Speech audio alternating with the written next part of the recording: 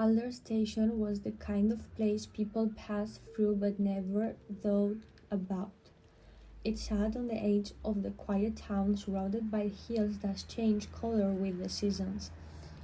Most days only a few trains stopped there.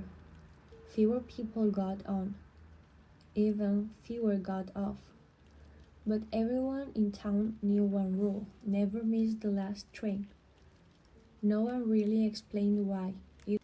It was something people say the way they talk about weather or old traditions. Make sure you're back before the last train, parents told their children. The last train waits for no one. The station master would remind travelers, and like most rules, no one questions. It was followed without understanding, except for Nora. Nora was 20, curious, in a way that often got her into trouble. She didn't like instructions without reasons.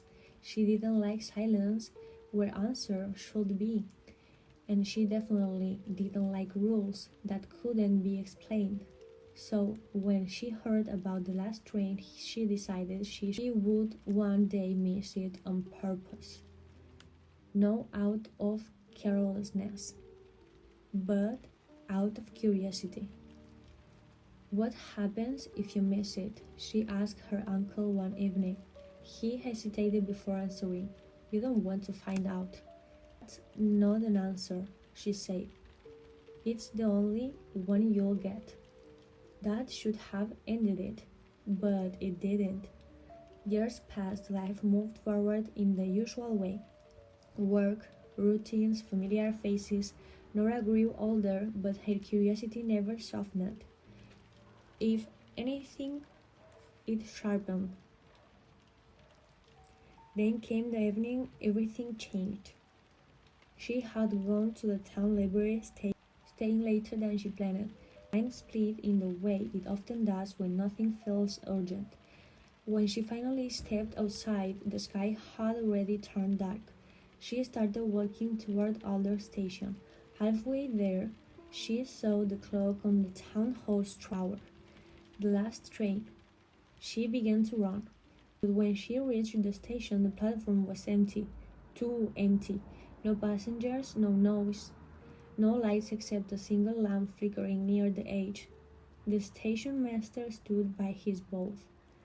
Expression unreadable. You missed it, he said simply. I know, Nora replied, breathing hard. When is the next one? The station master didn't answer right away. Instead, he looked down the empty tracks. There isn't another one tonight. Nora frowned. Tomorrow, then. He finally looked at her. No. That word didn't make sense. No trains run tomorrow. There is no tomorrow train, he said calmly. A silence followed that felt heavier than it should have. Nora laughed nervously. That's ridiculous. There's always a train. The station master reached under his desk and placed something on the counter. An old metal ticket stamped with faded ink. This station does not move people forward, he said. It moves them on time, and only those who arrive before the last train understand where they are going. Nora stared at him. Where do they go? But before he could answer, a sound caught through the air, a distant whistle. The ground seemed to hum faintly. The tracks glowed, not with light, but with something like memory. A train appeared, not from a direction, but from the darkness itself. Unlike any train Nora had ever seen, it was long and quiet, its windows glowing softly like lanterns. There was no rush, no announcement, no noise of arrival. It simply was there. Doors opened. The station master stepped back. You still have a choice, he said. Missed trains are not always lost chances. Sometimes they are invitations. Nora looked at him sharply. You're saying I can still get on? He nodded once. But I missed it. For the schedule, he said, not for the journey. That answer made no sense, but something in it pulled at her more than fear. She stepped forward. Inside the train, everything was quiet. No chatter, no movement, only rows of empty seats facing windows that showed not the outside world, but scenes from it. Fields, streets, moments of people's life passing like reflections. She sat down slowly. The doors closed, and the train began to move. At first, nothing felt different.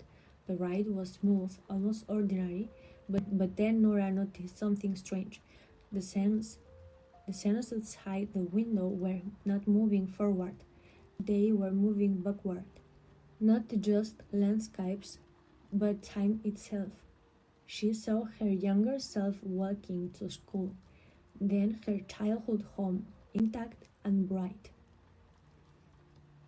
Then moments she had forgotten, laughing with friends, arguments that once felt important, choices she had made without thinking. She turned away and settled. A voice beside her spoke. "You are not going forward," it said gently. Nora turned. No one was there. The voice continued. "You are seeing what you passed through without noticing." She realized then that the train wasn't taking her somewhere new. It was showing her what she had already lived, but never truly seen. The missed moments, the ignored details, the choices made too quickly, the opportunities walked past in distraction or doubt. Each window was not a destination, it was a reflection. Nora pressed her hand against the glass. "Why show me this?"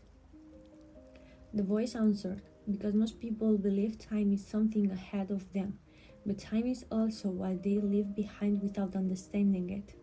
The train continued. She saw versions of herself she didn't recognize, not different people but different paths. In one, she studied harder. In another, she stayed longer with someone she had once cared about. In another, she chose silence instead of pride. None of them were labeled as bearer of words. They simply existed, and that was what unsettled her most. Eventually, the train slowed. The voice spoke again. "You have reached the point where observation ends." Nora looked out the window one last time. She saw herself standing on the station platform again just moments before she missed the train.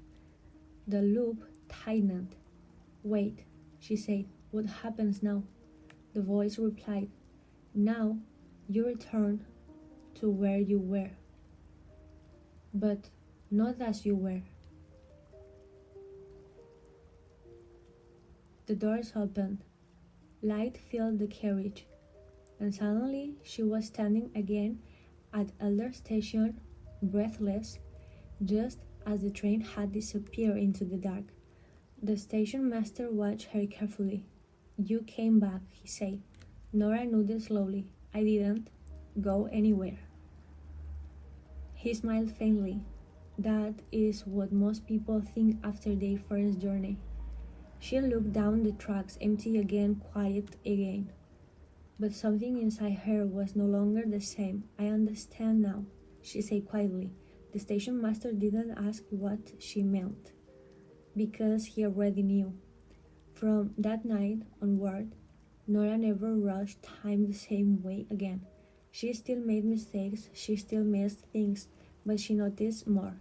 She listened longer, she chose more carefully, not because she feared missing the last train, but because she finally understood what it meant. The last train was never about departure. It was about awareness, and those who learn to see it before it leaves learn how to live before it is gone.